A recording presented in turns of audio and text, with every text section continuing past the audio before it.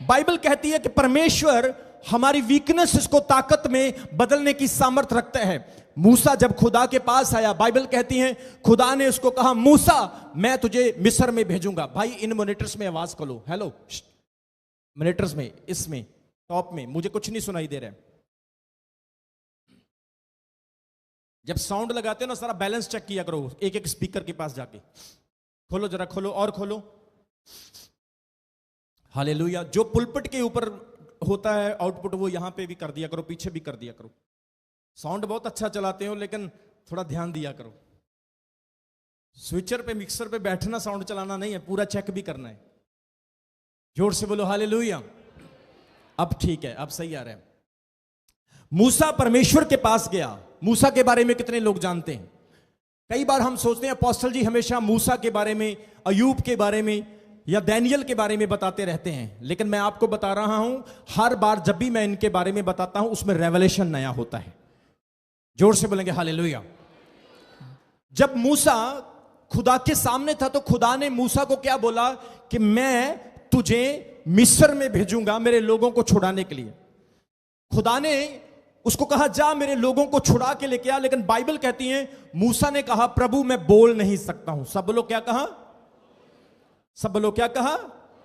प्रभु मैं बोल नहीं सकता हूं। यह मूसा के लिए क्या थी?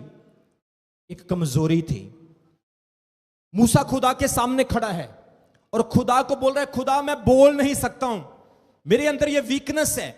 आज कई बार हम भी कहते हैं खुदा मैं इतना अच्छा प्रचार नहीं कर सकता हूं जैसा अपोस्टल जी करते हैं, मैं इतना अच्छा वर्शिप नहीं कर सकता हूं जैसे पास्टर शमी हंस करते हैं, खुदा मैं इतना अच्छा नहीं बजा सकता हूं जैसे दूसरे भाई बजाते हैं। लेकिन ये आपकी कमजोरियां हैं और इस बात को याद रखें, आपकी कमजोरियां जब तक नहीं होगी आप आगे नहीं बढ़ सकते। आपकी वीकनेसेस आपको प्रिपेयर करेगी और आगे बढ़ाएगी। जोर से बोलेंगे हालेलुया।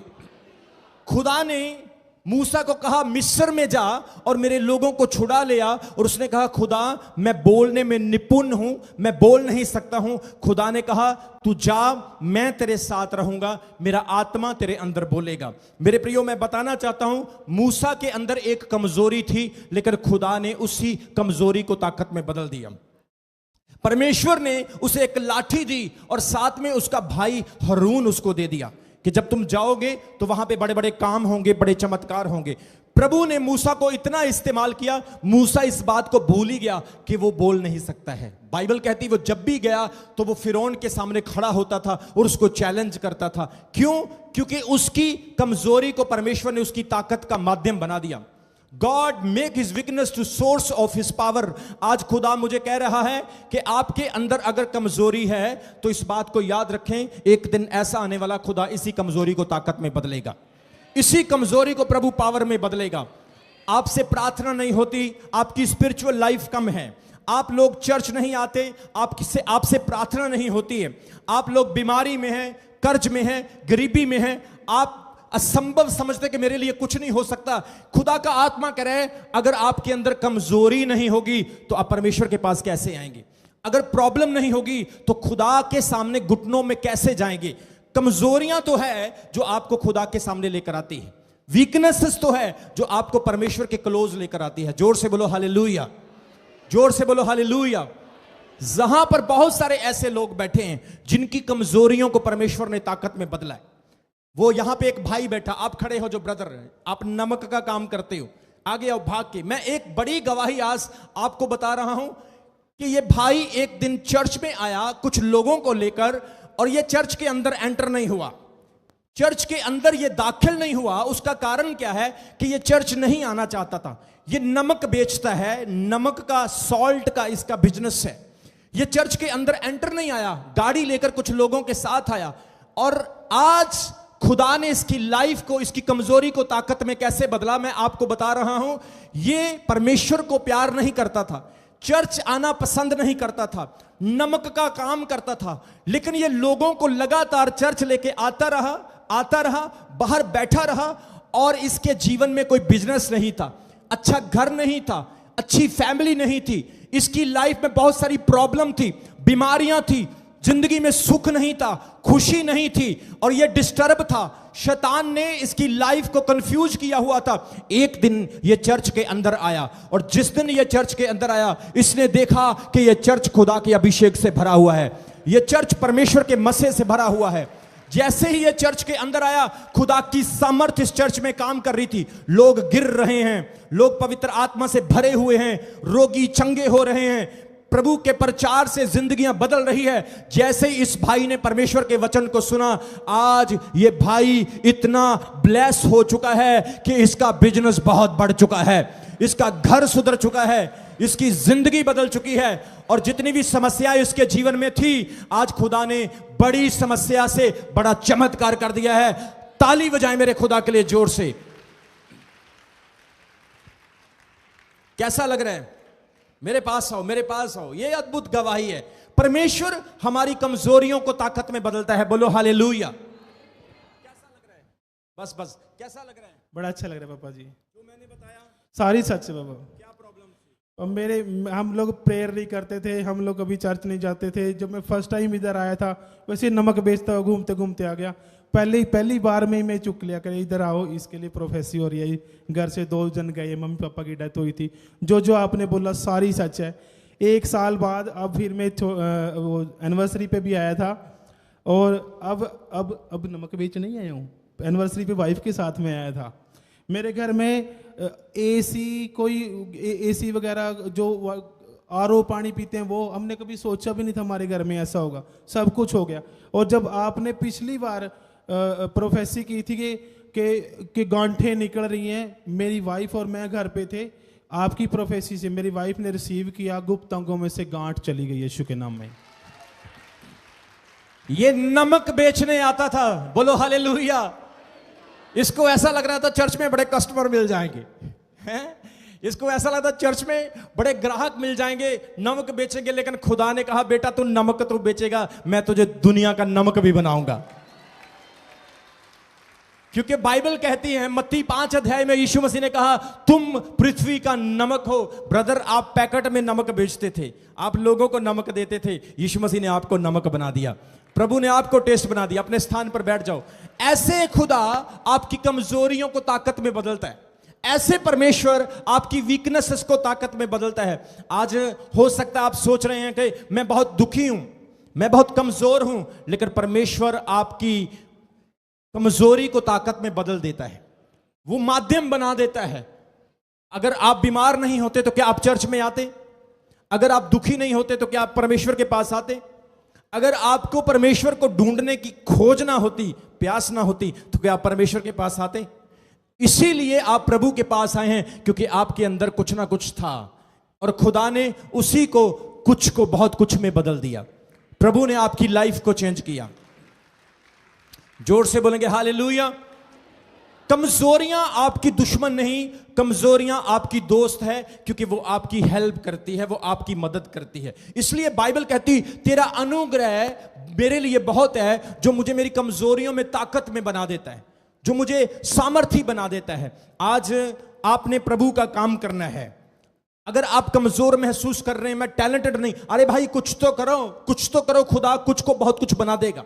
स्टार्ट तो करो, परमेश्वर का काम तो करो, लोगों को प्रभु के बारे में बताओ तो सही, क्योंकि आप लोगों के अंदर से परमेश्वर की रोशनी काम करेगी। स्टार्ट तो करो। खुदा कह रहा है तू कदम तो रख, रास्ते मैं बनाऊंगा। खुदा कह रहा है तू लाठी तो मार, समंदर मैं 2 हिस्सों में बांटूंगा। शैतान की हमेशा योजना है कि वो आपको आगे नहीं बढ़ने देगा। मेरी बात को ध्यान से सुन लो। शैतान की हमेशा योजना है कि वो आपको चर्च से, परमेश्वर से दूर करने की कोशिश करेगा। लेकिन आपकी वीकनेसेस परमेश्वर कह रहा है मैं ताकत में बदलूंगा। 1 दिन, 2 दिन, 1 महीना, 6 महीने, 1 साल, लेकिन आपकी लाइफ का 1 दिन आपके सालों की पूर्ति करेगा यीशु मसीह के नाम में। आमीन। जोर से तो ब्लेसिंग आपकी है। इसलिए याद रखो कि ये जो कमजोरियां आपकी लाइफ में है, ये कमजोरियां आपको ताकतवर बनाने के लिए है। दूसरी बात याद रखो, ये कमजोरियां कई बार खुदा आपको विनम्र बनाने के लिए भेजता है। कितने लोग मेरी बात को समझ रहे हैं? कई बार हमारी लाइफ में बड़ा घमंड आ जाता है। हम सोचते हैं कि मैं बहुत सामर्थी पास्टर हूं, या मैं सोचते हैं कि मैं बहुत अच्छा इंसान हूं। लेकिन जब कमजोरी आती है तो खुदा हमको तोड़ता है, परमेश्वर हमको नम्र करता है, क्योंकि ये कमजोरियां कई बार हमें परमेश्वर से दूर करती है। राजा नबूकदनेस्सर के बारे में कितने लोग जानते हैं? बेबीलोन, बाइबल कहती है कि ऐसा राज्य हुआ जो पूरी दुनिया के ऊपर शासन करता था। बेबीलोन का एक बहुत बड़ा शासक जिसका नाम था नबूकदनेस्सर, उसके बेटे का नाम था बेलशस्सर, फिर उसके बाद दारा राजा, सैरस, ड्रेशियस, बहुत सारे किंग बेबीलोन में हुए। बाइबल कहती है नबूकदनेस्सर को इतनी सारी प्रतिनिधिता और उसको इतनी सारी प्रतिष्ठा मिली कि वो बहुत महान बन गया। उसने यरूशलेम को भी जीत लिया, इस्राएल के ऊपर भी उसने हमले किए, पूरी दुनिया के ऊपर एक बहुत बड़ा शासक था नबूकदनेस्सर। और बाइबल कहती है एक समय आया जब उसने सारे देशों को जीत लिया, उसके पास सब कुछ आ गया, तो वो अपने महल की छत के ऊपर खड़ा होकर एक बात कह रहा था कि वाह नबूकदनेस्सर, ये सारी सल्तनत, ये सारा राज्य तेरा है, इसे तूने जीता है। बाइबल कहती है उसके अंदर घमंड आ गया। क्या आ गया? बोलो क्या आ गया? आपको पता है नबूकदनेस्सर को इतनी बरकत कैसे मिली थी? How many people knows? Nebuchadnezzar को एक बेबीलोनियन होते हुए भी खुदा ने इतनी ब्लेसिंग क्यों दी थी? क्योंकि वहां पर डैनियल जैसे लोग थे। आप मेरी बात को समझ रहे? वहां पर खुदा के लोग थे। अगर कोई अविश्वासी व्यक्ति भी अनॉइंटेड लोगों के साथ रहेगा, प्रभु उसको भी ब्लेस करेगा। अगर कोई गलत इंसान भी अच्छे लोगों के साथ रहेगा, अच्छे लोगों के कारण उसको भी ब्लेसिंग मिलेगी। नबूकदनेस्सर को परमेश्वर ने इतनी ब्लेसिंग इसलिए दी, बाइबल कहती है, क्योंकि वो डैनियल के कारण, शद्रक, मेशक, अबेदनगो के कारण उस देश में ब्लेस हुआ। लेकिन एक दिन उसके अंदर घमंड आ गया, उसके अंदर प्राउड आ गया, और उसने कहा मेरे पास जो कुछ भी है वो सब मेरी ताकत से है। बाइबल कहती है खुदा ने उसके साथ बात की और खुदा ने कहा, हे नबूकदनेस्सर, तूने घमंड किया है, देख अब तू जानवरों के समान हो जाएगा। बाइबल कहती वो जानवरों के समान हो गया और घास खाता रहा। 7 साल जंगल में घास खाता रहा जानवरों की तरह। फाइनली लास्ट में उसने पश्चाताप किया, वो विनम्र हुआ, उसका घमंड टूटा और खुदा ने उसको इतना फिर से खड़ा किया। उसके पश्चाताप के बाद प्रभु ने उसको चंगा किया। कितने लोगों को समझ आ रही? उसके नेल्स बड़े बड़े हो गए, बाल उसके जानवरों की तरह बन गए। एक किंग, एक महान व्यक्ति, एक सुंदर, प्रतिष्ठा, अच्छी जगह में रहने वाला, राजमहलों में रहने वाला पागल बन गया, जंगल में चला गया। कई बार कुछ लोगों के अंदर घमंड आ जाता है। परमेश्वर की भक्ति करते करते, प्रार्थना करते करते, चर्च में सेवा करते करते हमारे अंदर प्राउड आ जाता है। मैं बहुत ब्लेस हूं, मैं बहुत स्पेशल हूं, मैं बहुत अनॉइंटेड हूं, मेरे जैसा कोई नहीं, वो बहन मुझसे नीचे, वो भाई मुझसे नीचे। और खुदा क्या करता है? कुछ कमजोरियों को हमारे जीवन में भेज देता है ताकि वो हमें विनम्र करे। उसके विनम्र करने का मतलब यह नहीं होता कि वो हमें सजा दे रहा है, पर उसका मतलब यह होता है कि कहीं यह नाश ना हो जाए। पौलुस को खुदा ने क्या कहा कि मेरा अनुग्रह तेरे लिए बहुत है, मैं तेरी प्रॉब्लम को ठीक नहीं करूंगा, मैं तेरी समस्या को खत्म नहीं करूंगा, पर मैं तुझे थोड़े समय के लिए विनम्र करूंगा। क्योंकि उसके अंदर क्या था? दर्शन बहुत ज्यादा थे, रेवलेशन, प्रकाशन बहुत ज्यादा था। और प्रभु ने उसको क्या किया? विनम्र, उसको हम्बल किया, ताकि जो खुदा पौलुस की लाइफ में करने जा रहा है कहीं वो छूट ना जाए। जो बड़ा काम प्रभु उसके जीवन में करने जा रहा है वो उससे अलग ना हो जाए। उस बड़े काम को करने से पहले मैं इसको कमजोर बनाऊंगा, मैं इसकी जीवन में कोई ना कोई कमी लेकर आऊंगा, ताकि ये उससे विनम्र हो जाए, हम्बल हो जाए। कितने लोगों को समझ आ रही? अगर खुदा किसी व्यक्ति को देता ही रहे तो मैं कहता हूं वो खुदा को भूल जाएगा। कितने लोगों को समझ आ रही? परमेश्वर ने अब्राहम से क्या कहा था? अपने पुत्र की बलि दे दे। क्यों? क्योंकि खुदा जानता था इसको नम्र करना जरूरी है। परमेश्वर ने शमशोन के घमंड को क्यों तोड़ा? क्योंकि वो इतना पावरफुल था, गधे के हड्डी के साथ वो 1,000 फलिस्ती को मार देता था। मैं आपसे सवाल करता हूं, आप में से कितने लोग हैं जो 10 लोगों के साथ लड़ सकते हैं? अकेले बंदे कितने हैं आप में से? कितनी बहनें हैं जो एक बहन 10 लोगों से लड़ सकती है? शायद कुछ होंगी, 10 छोड़ो 100 से भी लड़ने वाली होंगी। यहां पे तो बड़ी शांत लग रही हैं, आमीन, हालेलुया। लेकिन मैंने सुना है कई घर जाके देखो कितनी खुश हो रही है, लगता है सच्चाई बोल दी मैंने। बोलो हालेलुया। कितने लोग हैं आप में से जो एक बंदा हजारों से लड़ सकता है? कोई भी नहीं। लेकिन बाइबल कहती है शिमशोन को खुदा ने इतनी ताकत दी थी कि वो गधी की हड्डी से हजारों हजारों को मार देता था। इमेजिन करो कितनी पावर होगी उसके अंदर। जब वो दहाड़ता था तो कई मीटर तक उसकी आवाज जाती थी, वो इतना शक्तिशाली था।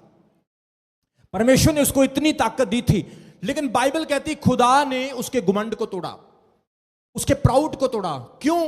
क्योंकि उसके अंदर घुमंड था कि अब वो बहुत शक्तिशाली है और इजराइल का रक्षक यहोवा नहीं, इजराइल का रक्षक सैमसन है, शिमशोन है। और परमेश्वर ने क्या किया? अपना हाथ पीछे किया। शैतान आया एक औरत के रूप में, उस औरत ने उससे पाप करवाया, गुलाम बन गया, उसके बाल काट लिए गए, उसका अभिषेक उससे अलग हो गया। बाइबल कहती है फिर क्या हुआ? चक्की पीसने लगा, जेल में चला गया, उसकी आंखें निकाल दी गई, लाचार हो गया और अब खुदा से दुआ करता है। सब बोलो हालेलुया। अब परमेश्वर से प्रार्थना करता है, बोलो आमीन। क्या कहता है खुदा से? हे खुदा, मुझे फिर से एक बार नया जोर दे। मैं जानता हूं कि मैंने तेरे विरुद्ध पाप किया है, लेकिन मुझे एक बार फिर से अपनी सामर्थ दे ताकि मैं इन फलिश्तियों को, इन खतना रहित लोगों को बता सकूं कि मेरा खुदा, मेरा परमेश्वर जीत का खुदा है। बाइबल कहती है उसने प्रार्थना की, दुआ की, रोज चक्की पीस रहा है, मर रहा है, दर्द में है, पीड़ा में है, लज्जा में है, शेम में है। सोच कर देखो उसके जीवन में कैसी गिलट होगी। सोच कर देखो, एक बंदा लोगों से लड़ रहा है, इतना बड़ा योद्धा है, एक दिन वो दुश्मनों के हाथ में आ गया। कितनी शर्मिंदगी होगी उसकी लाइफ में। यही शैतान चाहता है, यही शैतान की कोशिश है।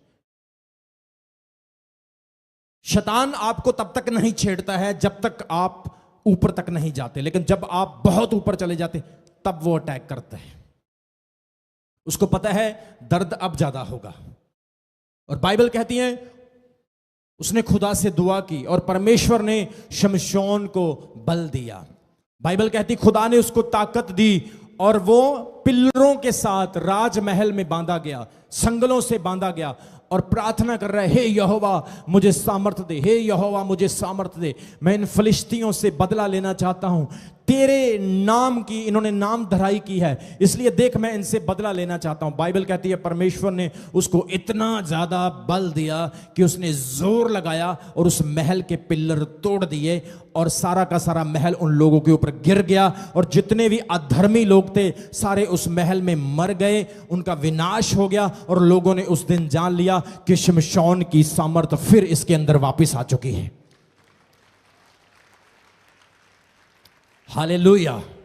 सबको जय मसीह की। मैं जतिन बब्बर और आप देख रहे हैं मसीह परिवार चैनल। जैसे कि आप सब जानते हैं कि मैं इस चैनल पे प्रभु के अलग अलग दासों की वीडियोस डालता हूं, तो अगर आपको हमारा चैनल अच्छा लगता है तो आप इस चैनल को ज़्यादा से ज़्यादा सब्सक्राइब जरूर करें ताकि आप प्रभु के वचन को सुन सके। वीडियोस को ज़्यादा से ज़्यादा शेयर करें ताकि जिन लोगों तक वचन नहीं पहुंचा उन तक भी वचन पहुंच सके।